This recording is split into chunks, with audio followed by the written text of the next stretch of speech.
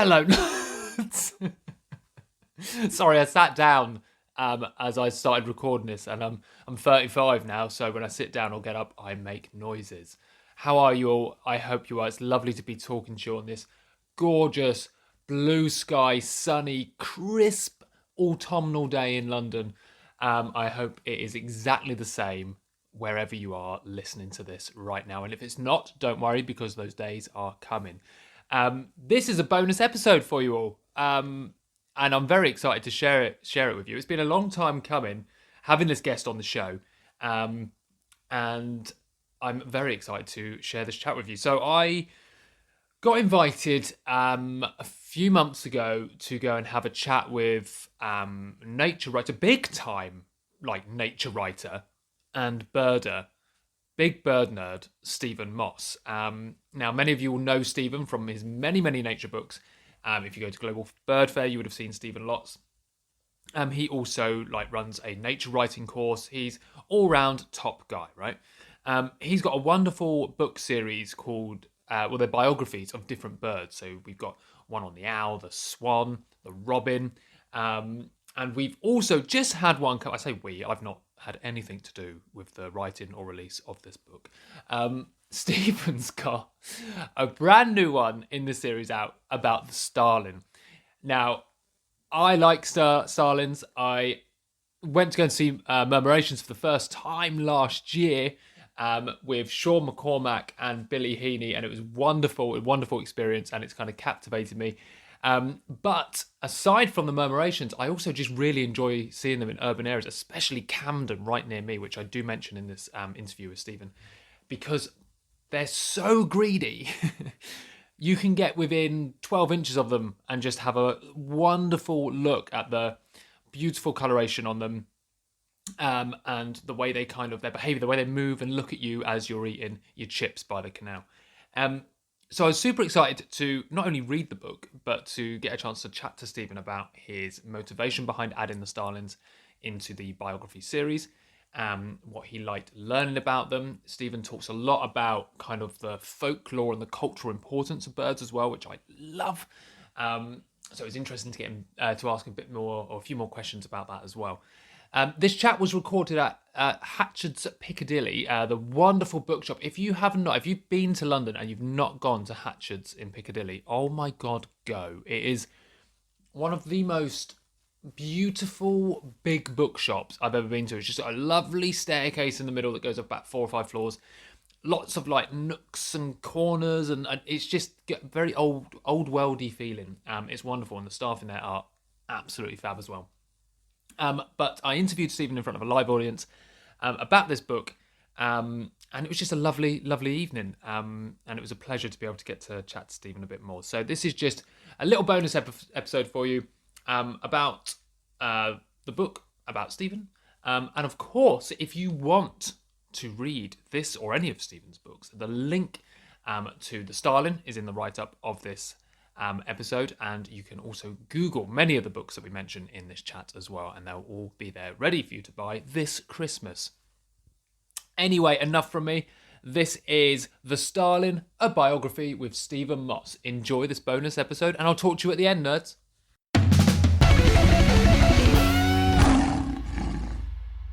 I'm just going to jump straight in though, because I did read it over the weekend. And with a pint of Guinness in Camden, which is the only way to read a book, on social media. In my opinion. If you're going to read a book, do it in a pub. Otherwise, what's the point? The true me is I won't do it at home. That's the thing. I'm very distracted, so I'll go to read a book at home and then put a wash on and then go back. So if I go to a pub, I do it. And the book gets better. The more you drink, the better it gets, it turns out. Same when you're writing. Same with my comedy and everything, yeah. But at the beginning of the book, you started by comparing, and I really liked this comparison, because I think it kind of made it more accessible for people to kind of understand if they didn't know much about starlings and their life. You compared people going to see murmurations, the big gathering of starlings around the UK. You compare that to people going to watch football, or going to a big social event like a concert, or church, or anything like that. Yeah. But I was interested into why you made that comparison so early on. What was it that you thought? Why is that important to make that kind of a comparison to people going to see murmurations to kind of more I guess, modern social event? I think there is a spiritual element to nature, and I'm sure you'd agree with me, all of you. You know, you there's something about in our modern world that nature, it acts as a sort of anchor for us. Yeah. And when you see, generally, bird watching is a relatively, you're either on your own, or usually I go out with one or two friends on a Saturday morning, so there's two or three of us and we chat and whatever. But it's not really a crowd event, and the Starling is. You go along to the murmurations in Somerset and you see, on a good day, particularly around Christmas, particularly say day after Boxing Day or something, there might be 500 people there. And as an old boy complained to me once down there, he said, well, some of them haven't even brought binoculars. And it's like, well, no, they haven't, because they're not what you call bird watchers or birders. They're people who just are interested and have heard about this thing. And I've taken a lot of friends down there, and I have a particularly sceptical and very dry-witted friend, Nick, who is always cynical about things. He's very funny, and we took him a few years ago, and as we were walking back, having seen the murmuration, he said, well, that was really amazing. And I said, yeah, Nick, ha, ha, ha. And he went, no, that was really amazing. And I think people do. You watch them and the oohs and ahs, and it is, I suppose it's a bit more like a very friendly football match. Yeah. You know, but it's got that element to it. Yeah, I only saw murmurations for the first time last year, and in those numbers anyway. And I was amazed how much it was more than just a visual experience. It was a sound experience. It was kind of, you could smell the birds as well as they came in. It was all this like sensory overload kind of thing. And when you made that comparison in the book, I was like, is that kind of, it's like a sensory overload, go and see something like that. Same as at a football match, with the sound and all the energy there. You can really feel it. Yes, and I think people have seen it on television, and just as they've seen many natural spectacles on television, and they've seen football on television, and then you go and it's completely different. Yeah. And Nick Hornby, of course, famously wrote about that in Fever Pitch at the age of 10, walking into Highbury Stadium and hearing that just rush of sound and being completely bowled over. Yeah. And the funny thing about the Starlings, of course, the rush of sound mostly comes once they've landed and you can't really see them, and they chatter to each other for 20 minutes. But then you do get the whoosh over your head, which may or may not be where the word murmuration comes from. I've looked, obviously it comes from the verb to murmur, and it was originally used somewhere in the book I say several hundred years ago, but not to do with birds, and then it sort of appears as a collective noun for starlings, like murder of crows or exaltation of larks or charm of goldfinches. Yeah. And now people talk about murmurating, and they talk about going to see the murmuration. And for me, it's when they fly over, if you're lucky, and they fly right over your head, and you look up and you think, don't open your mouth, because they do poo on you. And you look up and you hear, and then it's gone. You know, that you only hear the wings as they go over.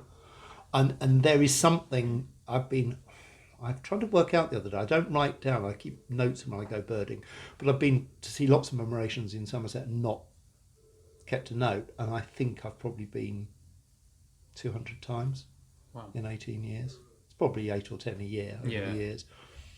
And every time, it's amazing. It's an amazing experience. Yeah. It's something else than you go on to in the book, though, and you say a murmur. We seem to, with a starling, when we talk about starlings or we think about them, we do go straight to the murmuration. It's like, it's kind of that one bird that we appreciate more in a group than we do as the individual bird. And, you know, it's a garden bird, it's an urban bird, so, you know, these birds are kind of quite commonly overlooked. But specifically for the starling, they're still admired, but only in the mass numbers. Yes. So kind of what would you say to someone, what is it about the starling as an individual that you should say should hook you in, as aside from just the... you're right, they're massively overlooked. Only the house sparrow is as overlooked as the starling. And with the starling, it's because actually you very rarely see one starling. You might see a male singing on its own, but generally they're in groups. Even in the breeding season, they join together in groups, they feed together, they nest in loose colonies, they're fairly sociable. And as soon as the breeding season ends, you get the flocks of adults and the youngsters, the sort of teenage starlings who aren't quite sure what they're doing yet. But as Bill Oddie famously said, who I worked with for many years, Bill said they're the bullies of the bird table. People don't like them because they chase other birds off. Although now people will say to me, "Oh, I used to get starlings on my bird table. I didn't like them very much, but now they're not there. I miss them." Which is like sparrows. It's part of this weird British thing that we only like things when they're rare. And starlings are so common. And apparently, as I think I say I think I've got a quote at the beginning from W. Percival Westall, who was my sort of predecessor about 120 years ago. And Percival Westall said, it looks like a little black bird, but it's not. It's incredible when you look at it. And a starling, particularly in spring and summer when they're glossy, and particularly a male when it's singing, are just stunningly beautiful. The colours are incredible. I'll talk about a bit more later about where I saw them in London, because there's if you want to get really close to starlings and really admire that kind of iridescent and really colourful place, there's a great place to go to.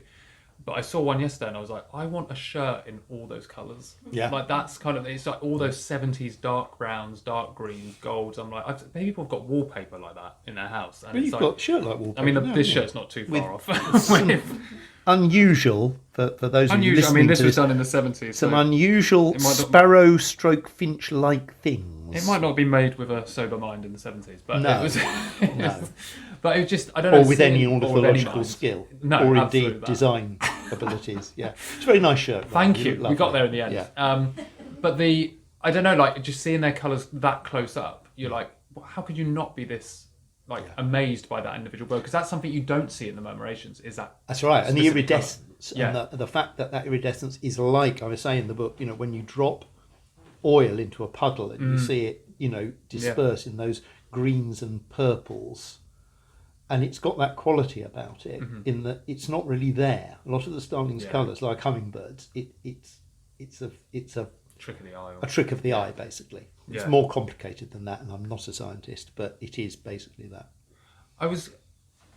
This might be an obvious question to ask. No, there are no obvious questions. I thought it was when I wrote it, but with your biography series and stuff, why, and you probably get asked it with each bird you've featured so far, but why with the starling? Why was it a bird that you wanted to feature in that series? What was it about that bird?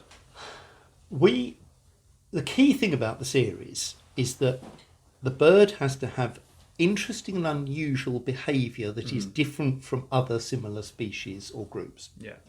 And it has to have culture and folklore. And if you think of a bird like the blue tit, it's a lovely bird. It behaves like other tits, and broadly tits behave more or less like other small birds. It has no unique or even very interesting behaviour beyond what all small birds do. Yeah. And it's got no culture. I mean, I'm not being rude about blue tits, but most birds don't. There's none in the room, though. So we started with robin, 8-10 years ago, and robins are the definitive, Britain's favourite bird, extraordinary cultural background and extraordinary behaviour. I mean, all sorts of things. Wren, even better. I mean, when I wrote the robin, I knew, as did all the readers of the book, certain things about robins. They're very tame, they're on Christmas cards, they follow gardeners. I didn't necessarily know why, and I found out. With the wren, I didn't know anything. I read about wrens and went, oh my God, what a weird bird. I mean, the sort of Donald Trump of birds. Yeah. And of course it has to be weird because it's American. It's not, it's an interloper. It's the only... No one's American here, no? No. Okay, cool. Not We're now. safe. No, but you know what I mean. They're just very odd, and there's reasons behind that. The swallow, because I wanted to do a migrant, and I wanted to do a bird that catches flying insects and therefore has a completely different way of living. The swan, national treasure, the sort of Judi Dench, Glenda Jackson, David Attenborough of birds, except people like those three, and they don't always like swans.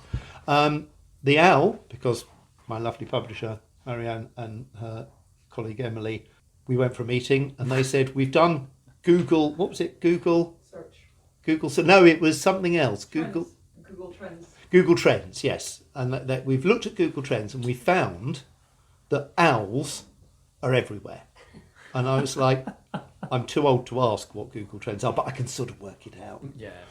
And it turned out that they were, so we did the owl. And again, completely different bird, and we did all 7 of them, so it was a different sort of approach. And And then the starling, we actually went on. I went on Twitter and did a. I got my fellow nature author Lev Perikian to tell me how to do a vote on Twitter. We had 2,000 votes in 24 hours for either starling, skylark, or kingfisher, which we'd agreed we could do any one of those for different reasons. And I sort of secretly hoped it would be the starling, and the starling won, and it won because it had 34%, and the other two had 33%. Oh, wow. Which is almost statistically impossible. Yeah. It's really Yeah, weird. really divided that I up. thought it was going to go 50, 30, 20. I wasn't sure which way. Yeah. And, we sat and chatted and thought, yeah, the starling's good one. It's urban. It's, people see them everywhere, and if they don't know what they are, they will now find them. Murmurations are something people can go to. So it's more accessible, it's more inclusive. Most nature writing is very rural. I, of course, now live in Somerset, but I'm from London, and I want to get different audiences interested, and it just felt like the right sort of book. And I realised I'd grown up and known starlings all my life, and apart from living in Somerset and going to see the murmurations, hadn't really paid them very much attention, as you don't with common birds, because you're always trying to see the next interesting The next rare thing, one. and go and And see. it was like, no, common birds are interesting. But That's a very long answer to what you said was a very basic question. Yeah, well, yeah, exactly. Like, there's no basic question. But you mentioned folklore there because I like kind of having a power in folklore with nature, because I think there's no better way to kind of see our connection with nature and to see our part in nature without talking about folklore and what these species kind of mean. It kind of reminds us that we've been here for millennia. It reminds us we have a relationship with these species. There are kind of what I call wild kin kind of thing. Yes. So I was fascinated. I really loved the bit in the book. I think in the introduction when you were talking about the different folklore names that starlings have had around the UK, and quite commonly to do with sheep.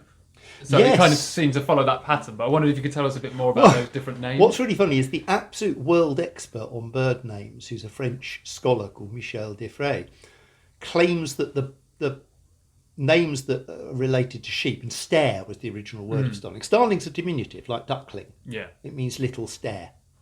We don't know what stare means. It's the original prehistorical name of starling.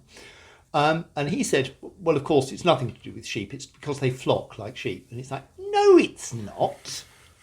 I checked with quite a lot of other people who know a lot about history and names. And of course, it's not. Because he said, well, they don't go near sheep. Yes, they do. They go on sheep. They ride sheep in a way that very few other birds do. I couldn't think of any in Britain that do that. Yeah. So yes, there's that. I mean, you talk about the folklore, the really, really amazing thing, and I started to realise this halfway through the robin, and thought, well, this applies to robins, may not apply to other birds, and it's a very simple connection. Folklore and cultural references to a bird relate directly to its original behaviour, its biological behaviour. So why do robins come close? Why are they associated with Christmas? Because they come close to the door when it used to be hard winters, when there was snow on the ground. They feed on the ground, so they need food, and they're hungry, and they fluff themselves up because they are cold and they look cute and they're very tame. Why do they follow gardeners? Because we don't have wild boars here, or didn't for a long time. So they follow us because we dig the soil. So all that tameness is to do with their behaviour. Swallows, a lovely example.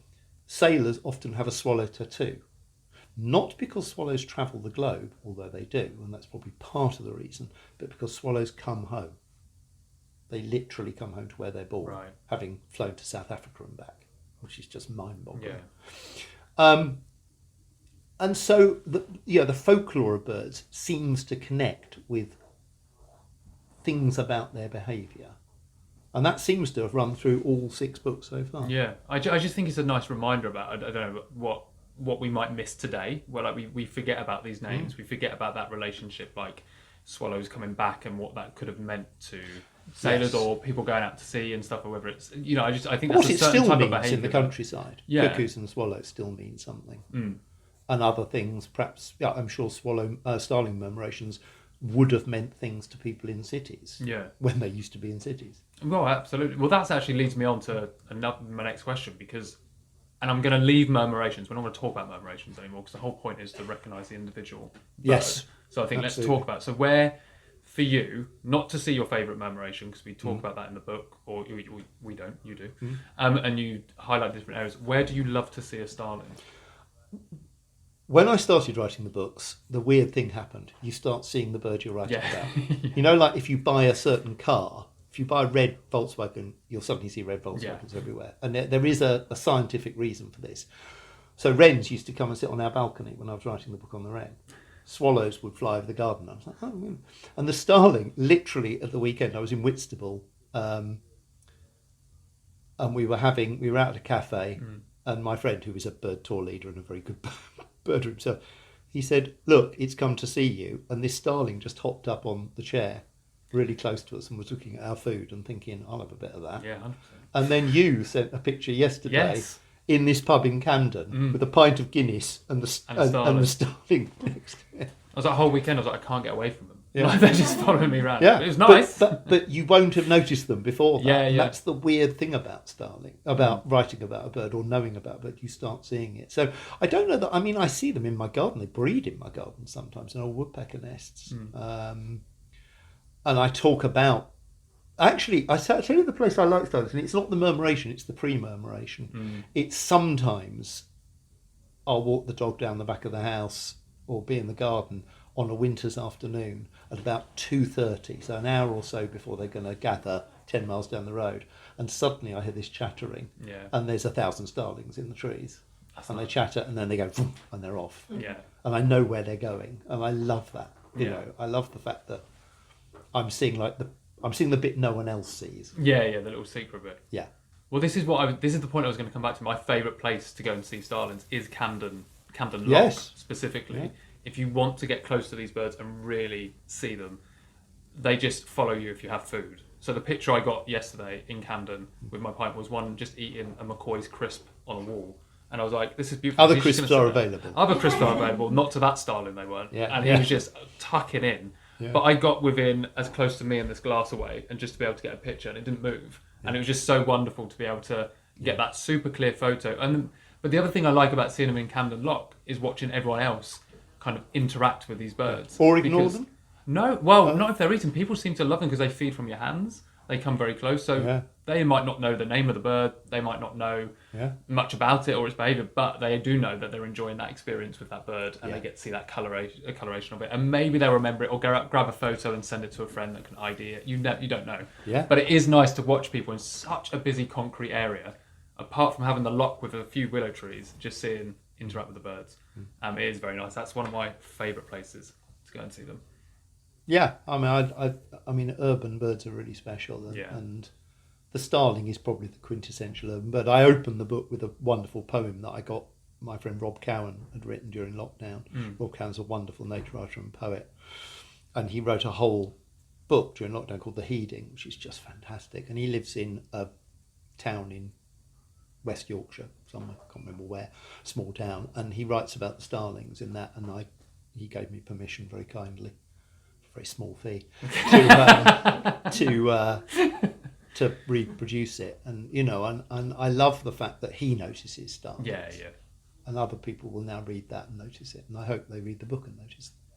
Well, but let's talk so starlings, the ones we see here, the common starling or European, as other people call them. Let's talk about how their life in America. Oh, yes. Because I don't know what Americans think of starlings. They hate them. Well, there we go. That's clear. Absolutely. I've never loathe personally them. asked an American their opinion on starlings. Maybe I'll start. But I wanted to talk about it because it's not their natural home range. They've been introduced by a guy called Eugene Shefflin. Shefflin. But there's also, we were talking about this personally, and you said, did you know? We were talking about, you said like there's some controversy about why he released them. I wondered if you could talk about why he decided to do it, or why we're now thinking he decided. If you Google starlings in North America, you get the same story. It's in a Bill Bryson book. It's in loads of quite academic books. It's in loads of general books. It's probably in fiction.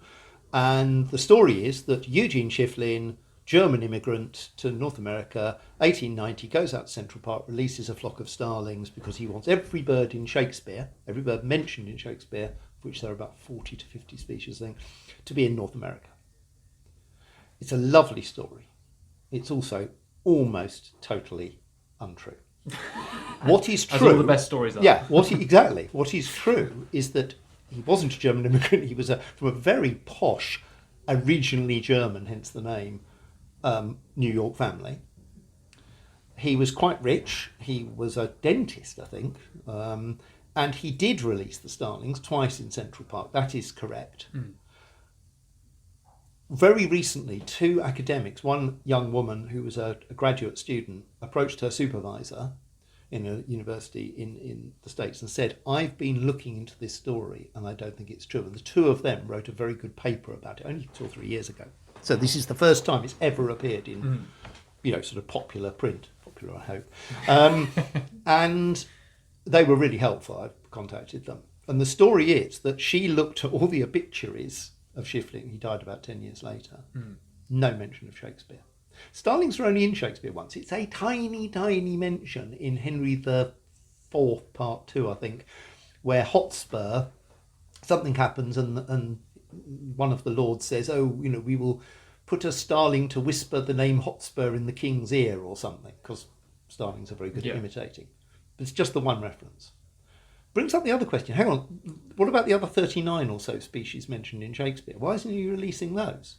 Because he didn't. He only released starlings. Okay. He was part of... So not in his obituaries. So in all the birds, he never released the others? No, never released anything else. 50 years later, after his death, someone has a go at him, a quite eminent American ornithologist, and says, it was this starling, it was this Shakespeare thing. And it goes viral. Right. Even in the 1950s, it goes viral. So not only, he released them because he was part of these weird societies, and this is why starlings are also in South Africa and New Zealand and Australia. They're called acclimatisation societies, and they were very big in the late 19th century, and they were partly homesick people wanting birds. If you go to Australia, you'll hear yellowhammers, searle buntings, redpolls, song thrushes in Melbourne in the Botanic Gardens there, skylarks all over most of Australia, and starlings. So they released them partly because they were homesick, but mainly, and they wanted bird song, and they thought foreign birds didn't sing very well, and our lovely birds do.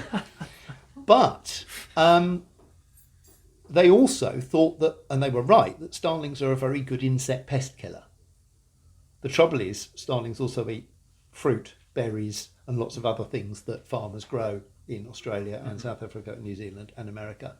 So they're probably more of a pest than not. Yeah. Although, having said that, the jury's out really on these things. Really? But because they come in big flocks, farmers notice them. Oh, they're eating, they're pooing everywhere. We don't like them very much. They do poo everywhere, starlings. Of course. Legendary, even more than other birds. And so it's a complete myth. So no one knows the reason why. No, but the really good story actually is not that. That's quite an interesting story. The really good story is he wasn't the first person to release them. They were released 20 years earlier and 10 years earlier. And it is almost certain, even though there are no records of this, that those birds will have multiplied and survived. So even if Eugene Schiffling had never done it, they'd still be there. Yeah. But he is like Mr. Cartoon Villain. It's just another rich man being rich, isn't it? Yeah. Just throwing birds out there. Yeah. Bored dentist. Gathering some starlings. Just chuck them out. But it's a good story. I also want to talk about, away from specific starlings, about the series being a biography, because for me, that's quite a unique way to write about a species. When we look at all the nature books out there, very rarely do we take a species and look at it as more of a, and I hope you don't mind me saying something like this, but more of a character. Not at all, no. It doesn't happen. It is shamelessly anthropomorphic. Yes. But it is, but for me it's not. Because I think it's a nice, accessible way to bring people in to learn about it. You've got these academic books, or you've got these kind of maybe more perspective from the person about their connection with the animal, but you don't have many kind of books. That's where enough about starlings. Don't you want to hear about me? Exactly. Yes. Yeah. Here's Lots 2 of chapters that. about my life. Okay, we don't need the method. Just give me the recipe. But but a biography like this is quite an interesting way. So I wondered, how do you find writing in these series a biography different to writing your other nature books that are less in that format? Well, firstly, in the last few years, I'm basically writing history books. So Mrs. Moreau's Warbler and 10 Birds That Changed the World are pretty much pure history. This is a hybrid history and biology, and I enjoy that because I learn a lot. I learn a lot about the biology. I'm not a scientist. I do some research. I find out about them. And I find out obviously cultural stories, which is more my thing. But I chose the word biography, and when the first book came out, I remember getting it. It looked beautiful, the Robin, and it had a little red bookmark in it, and they still produce them so beautifully. And I panicked, and I thought, oh God, is that the wrong title? Should I have just called it The Life of the Robin by David Lack? Or should I have just called it The Robin? And actually, I think people really like it. They really respond to it. And the original books were a year. The Robin and the Wren were a year, month by month, because that's roughly how long a robin lives. And it sort of works. And then we went to seasons for the Swallow and Swan, so spring, summer, autumn, winter. Owls was the 7 different owls.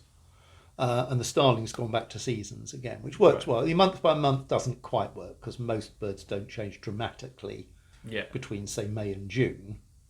Whereas spring, summer, autumn, winter. There's more changes. So it follows their lives, it follows their cultural importance, it follows quirky things about their biology. And what's it really about? It's about the fact that we ignore these common birds. Yeah. That's what my lovely editor Graham Costa would call the story of the story. Yeah.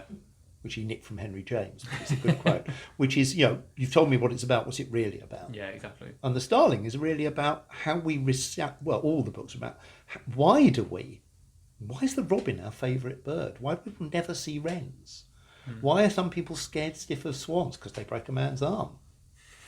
They don't. It's just bad PR. Yeah. Just got to have the right PR. So, and Starlings is probably the most unusual of the birds because it is, that and the wren, I think, because they are just so quirky. Yeah. But they're so, I don't know. And they look like second-hand car salesmen. No offence. I buy second-hand cars from people. This is a Christopher Fear. Christopher is the world expert on Starlings. Amazingly helpful with this book. He's written the academic They look books. like second-hand cars. They walk like second-hand car salesmen. They walk like Del Boy. You watch a Starling. Yeah. I'd get along with them. Yeah. They're my kind of person. Yeah, exactly. Yeah, they walk like Del Boy, but dressed like someone from the Met Gala. I love it. Oh, lovely. No, yes. that's great. No, next I should mix. put that in.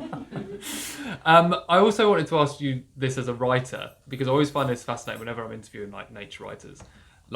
From someone that has written not books but comedy and shows and stuff, there is always a process with kind of, everyone's got their own unique way of doing things. Some of it makes sense, some of it doesn't. But as a nature writer, for you, what is your process? It's quite a personal question, so you don't have to share it. But what is your process? What are the needs that you have? Well, I hire a ghostwriter. It's nothing to do with you. No, just a name on a book. The first thing I do with every book, and particularly these, is actually I go to my quite extensive collection of either original or mostly facsimile classic nature books, going right the way back to Gilbert White and John Clare, and just some really interesting, quirky people, really in the 18th, 19th, and indeed 20th centuries, and modern books. And I look up the bird I'm going to write about, and I actually do something really pedantic. I sit and type out the quotes I'm going to use in the book, and then I colour code them for, if, when I was doing The Swallow, there were a lot about migration. So I had a migration section, I had a breeding section, I had a culture section, And then I also do a lot of, obviously, internet research. But starting with other writers and how they perceive starlings, and let me find that line from... and then I use the quotes in the book, obviously, because they're all out of copyright. Yeah, there are a lot of quotes in there, actually. It's quite nice the way you've... Here we are, W. Percival Westall, 1908. To most people, he is a blackbird, but to the cultivated eye of the ornithologist, he is much more. There we are. Oh, another one from David Bannerman. Of all our native passerine birds, the starling is assuredly... I love the way they used to write. This is 1953. Assuredly one of the most gregarious. Even at the nesting season, flocks of unmated starlings would be seen in the fields, and as soon as the young are grown, family parties join forces and may be seen scouring the countryside for food in all manner of places. That's how to write. So I do that, and then I do the research and put it together, and then sort of do a classic, iterative document where I add loads of stuff, and then I have another document which is sort of other quirky stuff, and I'm not sure where it goes yet, and then I go through it and cross out all the bits I've done. I don't necessarily write a book in the same order. I sometimes start with, I think with the Robin, I started at Christmas and wrote that bit. Okay, so writing a bit. And usually I don't write the prologue until the end, but I think for the Owl, certainly, and I think for this one I did, I just started and thought, I will start with the murmuration. I think it was back in November, and I'd just seen one, and I thought, okay. Perfect time to do it. Yeah. For you, for the Starling, because like you said, this is in seasons. Like you go through all the month seasons. What, I don't know if it's easiest is the right word, but what was your favourite bit of those seasons? What was it kind of came more natural to write about? Obviously, the murmuration season is going to be quite. I found out more about breeding because I didn't know much about Starling's breeding behaviour. But actually, the chapter I found most interesting was the global Starling, not just because of the American part, but also I'd just been to Tasmania, and we were driving down the road. I was with my daughter, and I suddenly saw this flock of birds on a telegraph line. I wasn't really thinking, and I went, "Oh, they look like." Because they are starlings, So I wrote about that. I put in some personal stuff like that. I found out that Cecil Rhodes introduced them to South Africa. There we are. While being racist, he was also introducing starlings and ruining the He's a really ecology. all-rounder guy. Yeah. Didn't just mess up people. No. Messed up Mess up the ecology as well. environment. New Zealand, they're a real pest, obviously, because New Zealand's a more pristine habitat, or was. That I think was really interesting. And of course, the science behind them, keep coming back to murmurations, but the science behind it is, and again, I looked into that, having read something about it before. Yeah. So it's that classic thing, you learn a lot when you write a book. But then also, like, we talk about them being introduced around the world and, populations booming and potentially causing issues or are causing issues. But then we say again, like, in the UK, their numbers are going down. Yeah. So, why is that? But there was also a bit in the book that you mentioned, that was a bit I was going to say, is that, their population boom in the UK really followed the patterns from our social behaviour. Yes. From going from hunter-gatherer to kind of more To subsistence agriculture. farming and Yeah. agriculture and stuff. Yeah. But that also, I guess, in history or in current time has flipped itself 360 the other way. Well, they're sort of commensal with farming, like swallows are. They like livestock. They like, poo attracts insects, more poo again. But they're declining for two reasons. They're declining in Britain because of farming, because the farming system is broken, and there's far fewer insects and invertebrates. But they're also declining, the numbers are declining at the roosts and the murmurations because of what is now, it was termed recently, it's called what do they call it? It's the fact that migrant birds come here in winter because it's very mild and it's not icy and snowy. And they come where from? Well, say Scandinavia and Siberia. Well, with climate change, it's now not iced over there. Right. So they're staying. It's called short stopping, I think. So a lot of birds, like Buick swans and the wintering geese that come, they come as far as the Netherlands and they go, oh, well, if it snows, I'll go over to England. And it doesn't. And it doesn't, right. So we're losing. So large numbers of birds may or may not be declining globally, but they're declining here for that reason. I was with Richard Taylor-Jones the other day, who's a cameraman I've worked with over the years, and he was saying that he went along, before we moved to Somerset, he went along in probably the year 2000 and filmed starlings, and he was told there were 7 million. And that's the story I've been told. There are now about 250,000 to 500,000. Wow. 7 million must have been pretty extraordinary. That must have been You incredible. know how you count them, though? Do you know how to count starlings at a roost? Just one at a time. No. You count the wings and divide by 2. Works really well. Really well, yeah. Simple. Last question before you guys can ask questions, so start thinking of them now, is we've mentioned your other books, so have you. Feel free. We're now on Starling. So What's the next one? I was going to say, the obvious question is there's a lot more out there. With my publisher here. Yeah, what's the next bird What featuring? I did do recently, I'm not sure I've told you this, Marianne, I asked Natural History Book Service, who also provide books, and for people who can't access independent bookshops, and they are independent, they said to me, can we interview you? And they just sent a load of questions and I answered them. And I said, I don't suppose you could just add something to that. Could you put a little opinion poll survey on? And they've done it, and I don't know how far they've got so far, and I've been tweeting about it. But I put in 5 birds. So I put in the 2 that we didn't do, the skylark and the kingfisher.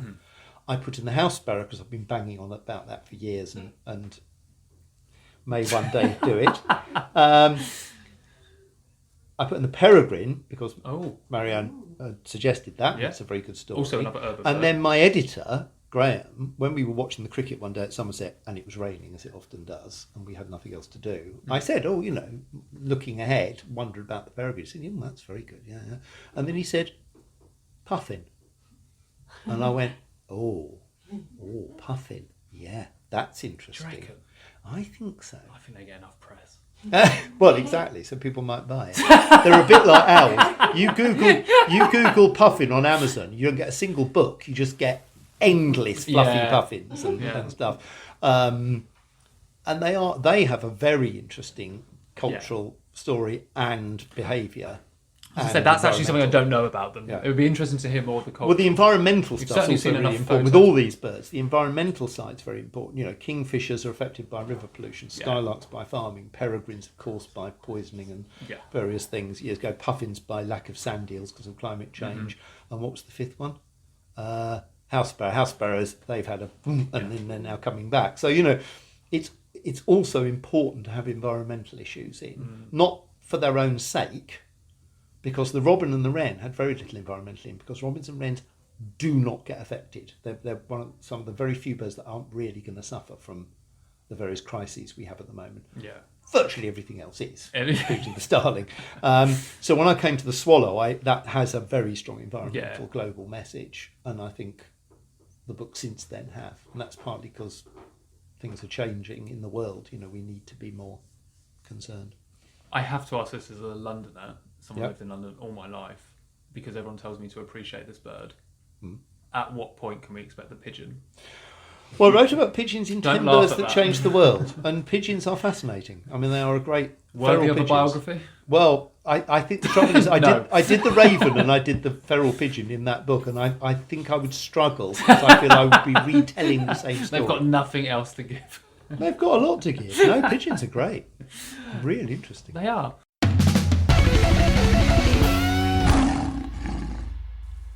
There we go. That was The Starling, a biography with the wonderful Stephen Moss. A huge thanks to Stephen for having me there to interview him and for coming on the show once more. A reminder, if you are interested, which you damn well should be, in getting a copy of this wonderful, wonderful book, the link for that is in the write-up of this episode.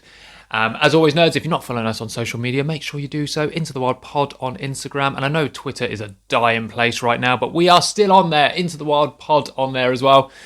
Maybe we'll get a Blue Sky account as well. Maybe we should start doing that. If I have the time. And Into the Wild always aims to be an accessible and free platform. But if you would like to help support this show by buying us a coffee or tipping us a bit to say thank you for producing these wonderful episodes, if I don't say so myself, then you can do so at www.ko-fi.com/Into the Wild Pod. Anything you can and are able and do give goes straight back into the production and the workings of Into the Wild. So thanks so much for that. Anyway, nerds, I'm going to go for a lovely run in this autumn sun. So it's enough from me. Enjoy the rest of your day, and I'll catch you on the other side.